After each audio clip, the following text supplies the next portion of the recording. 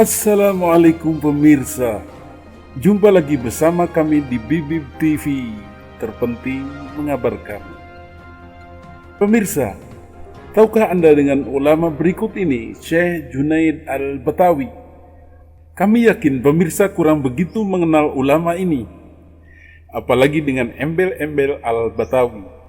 Penyebutan nama Al-Batawi tentu saja menyiratkan sebuah tanah kelahiran atau asal-usul, yaitu Betawi alias Jakarta.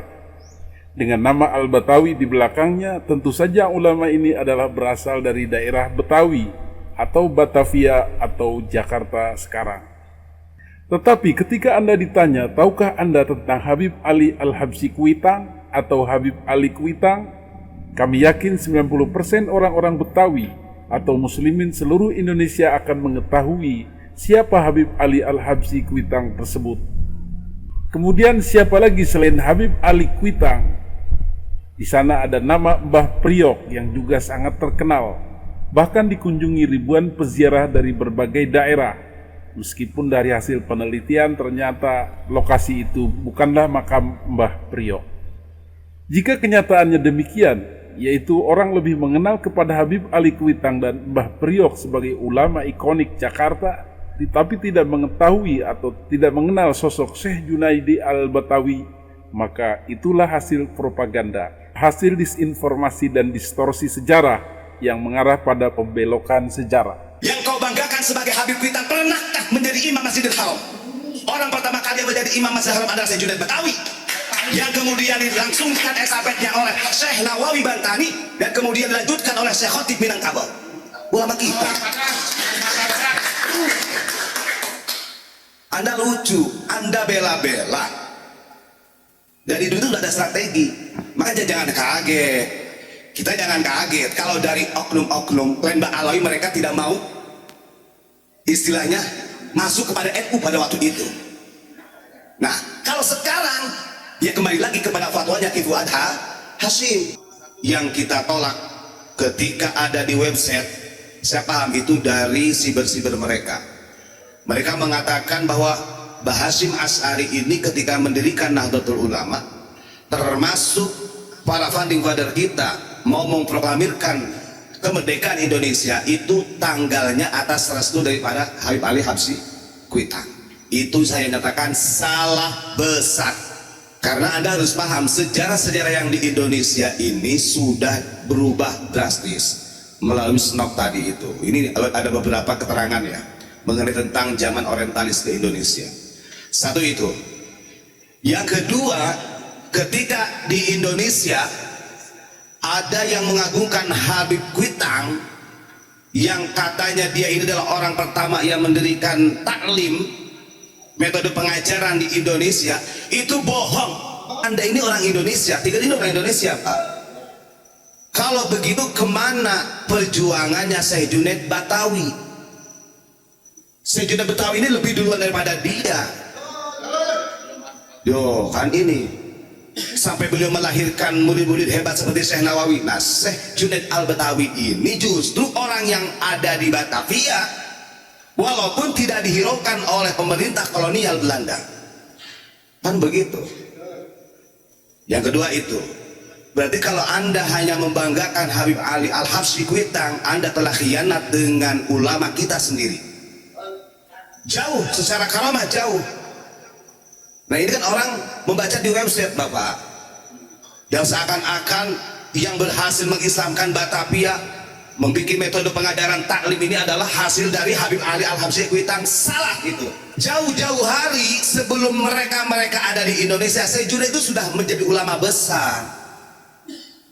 Syekh Junaid Batawi ini hampir dilupakan loh di tanahnya, di Batavia, kalau sekarang Jakarta. Orang sibuk-sibuk jarah kok makomnya Kuitang. Ulama kita yang sebenarnya berjuang dilupakan. Dua poinnya. Yang ketiga, Anda ingat,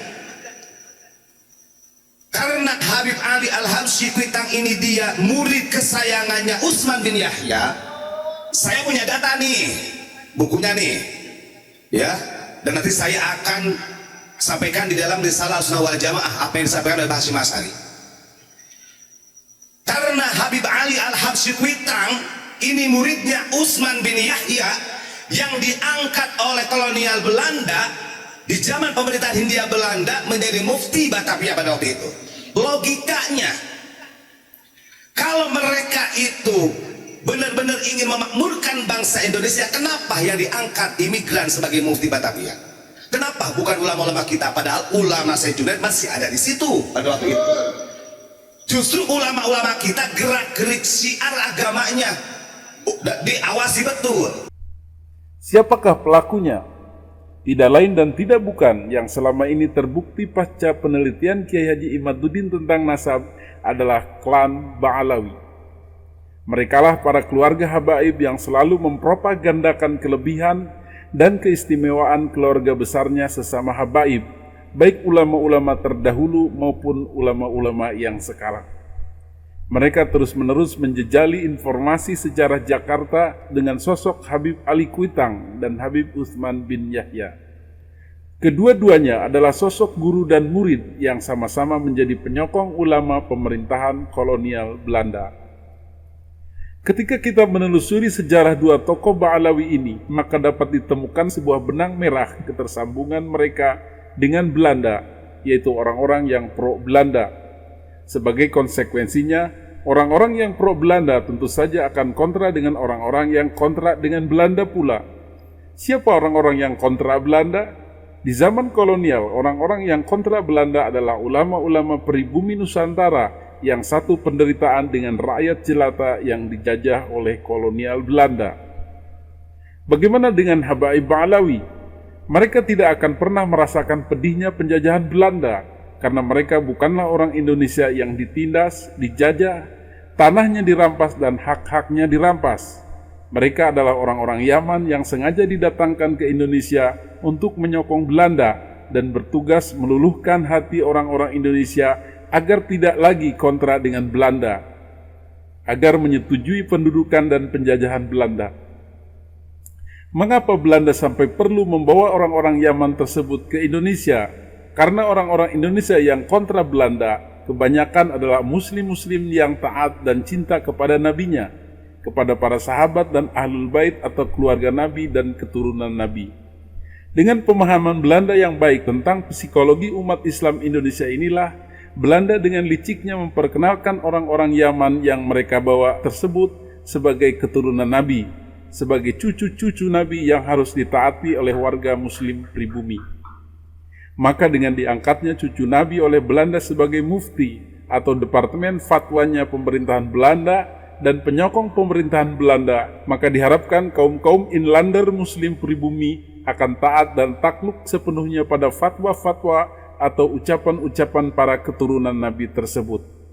Itulah akal licik dari Belanda lewat nasihat-nasihat Snokhard Gronje, ahli penasihat Belanda dan kawan dekat daripada Habib Utsman bin Yahya. Dan ternyata taktik ini berhasil. Ribuan santri dan ulama bertekuk lutut kepada pemerintahan Belanda tanpa melalui peperangan dan operasi militer, hanya bermodalkan fatwa Habib Utsman bin Yahya. Mereka sudah bisa dibuat diam dan mendukung pemerintahan Belanda. Tetapi tidak semua ulama bisa ditaklukkan Belanda dengan Habib Utsman bin Yahya-nya. Banyak ulama-ulama yang tak menghiraukan fatwa Habib Utsman bin Yahya tersebut. Alih-alih menghiraukan fatwa tersebut, mereka menolak mentah-mentah fatwa Habib Utsman bin Yahya dan tetap melanjutkan pemberontakan terhadap pemerintahan kolonial Belanda. Salah satu yang paling terkenal dalam sejarah adalah peristiwa Geger Cilegon, yaitu pemberontakan rakyat Banten yang dipimpin oleh para kiai dan ulama, ahli-ahli thariqat dan para santri. Mereka memaklumatkan perang terhadap Belanda dan dengan gagah berani menyerang kekuatan-kekuatan Belanda di Banten. Tentu saja Habib Utsman bin Yahya geram dengan sikap para kiai, ulama dan santri tersebut sehingga mengeluarkan fatwa haram atas tindakan tersebut. Para pemberontak dicap sebagai bugot dan wajib ditumpas karena berlaku sebagai perusuh negara. Akhirnya dengan fatwa tersebut banyak ulama-ulama yang terpengaruh, banyak pejuang-pejuang yang terpengaruh sehingga perlawanan pun melemah. Pada akhirnya pemberontakan dapat ditumpas dan para pejuang dari kalangan ulama dan kiai serta santri di Cilegon banyak yang dibunuh, ditangkapi dan dipenjarakan. Satu di antaranya adalah Washid bin Muhammad Abbas atau Ki Washid. Itulah perjalanan kelam para habaib Ba'alawi di tanah Indonesia. Mereka adalah kaum yang tidak pernah merasakan penderitaan dan kesengsaraan menjadi warga jajahan di tanah mereka sendiri. Sementara mereka hidup senang karena dijadikan kaum dengan kasta lebih tinggi dari pribumi atau kasta kedua setelah Eropa. Oleh karenanya tidak heran jika pemerintah kolonial Belanda tidak ingin nama Syekh Junaid Al-Batawi ini melambung di Jakarta dan mendapat tempat di hati para warga Jakarta. Jika nama Syekh Junaid ini dibiarkan terkenal atau tenar, maka dikhawatirkan masyarakat yang kontra Belanda akan semakin banyak dan membahayakan posisi pemerintahan Belanda. Itulah sebabnya nama Syekh Junaid Al-Batawi ini ditekan dan sedikit demi sedikit ditenggelamkan oleh pemerintah Belanda. Sebagai gantinya diangkatlah nama-nama Habib Utsman bin Yahya dan penerusnya, yaitu Habib Ali Kuitang sebagai ulama Jakarta. Kedua ulama itulah yang harus dijadikan panutan, pegangan dan tuntunan bagi seluruh masyarakat Batavia. Propaganda Belanda yang dibantu para habaib di seluruh Jakarta tersebut kemudian berhasil. Padahal pada kenyataannya kualitas keilmuan dan kemasyhuran Syekh Junaid Al-Batawi ini jauh lebih hebat daripada Habib Utsman bin Yahya maupun Habib Ali Kuitang. Perlu diketahui bahwa Syekh Junaid Al-Batawi ini adalah guru dari ulama terkenal Indonesia asal Banten yang menjadi imam di Masjidil Haram, yaitu Syekh Nawawi Al-Bantani. Dan beliau pun sama dengan muridnya dipercaya oleh ulama-ulama Arab Saudi, yaitu di Masjidil Haram, Makkah Mukarramah untuk menjadi imam besar. Beliau berdua adalah imam besar di Masjidil Haram di Makkah Mukarramah, sedangkan Habib Utsman bin Yahya hanyalah imam besar pemerintahan kafir kolonial Belanda.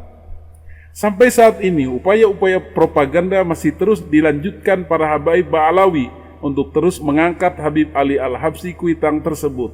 Dihembuskanlah berita-berita bohong yang menyatakan bahwa Habib Ali Kuitanglah yang memutuskan tanggal kemerdekaan RI pada tanggal 17 Agustus 1945, setelah sebelumnya Insinyur Soekarno mendatangi rumah beliau dan meminta sarannya.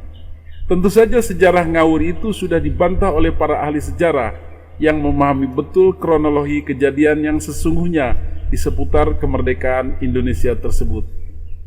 Itulah dahsyatnya propaganda kaum Ba'alawi yang sudah mengotori dan meracuni pemikiran para kaum muslimin Indonesia, sehingga mereka selalu mengagung-agungkan peran Ba'alawi terhadap sejarah Islam di Indonesia dan sejarah kemerdekaan Indonesia. Tetapi ternyata kejadian sejarah yang sebenarnya tidaklah seperti itu. Mereka adalah patron atau aliansi atau auliaul kafirin Belanda yang menjelma menjadi pahlawan kesiangan. Semoga kita dijauhkan dari propaganda, tipu muslihat dan pembelokan sejarah dari kaum Ba'alawi tersebut dan kembali menggali informasi sejarah yang sebenarnya dari bangsa ini. Demikian Bibit TV mengabarkan.